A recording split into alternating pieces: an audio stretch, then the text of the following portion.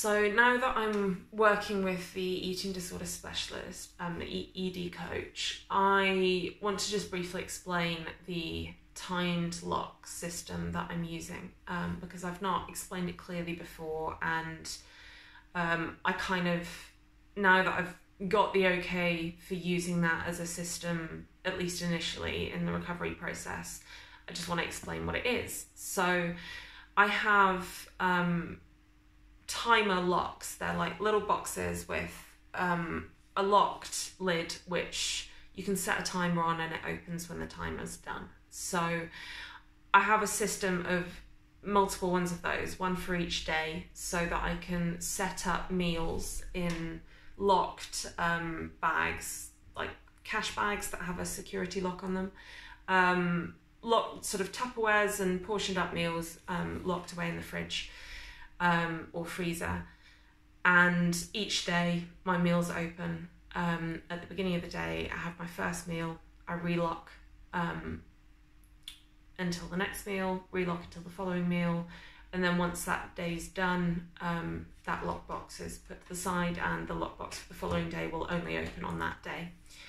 And it's about 4 days of setup at once, and then I have to restock them. I've agreed with the ED coach that we'll do the first few restocks together, so I can talk her through the process, because I have had some benefit from using them myself in the past, from the structure, but what's always happened in the past is that I haven't been able to resist the temptation to restrict food using the lockboxes more than my body is happy with, and then binging when I do a restock. And then even if I've tried to put enough food in, I still end up binging on a restock. It's just a kind of, I'm out of my cage.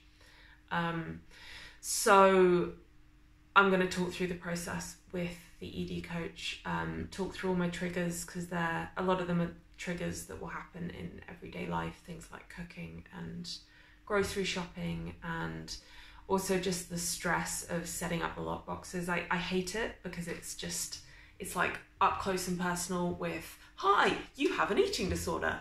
Look at it. Look how fucking mental you are. While also having all the food in the world around me is just a recipe for disaster.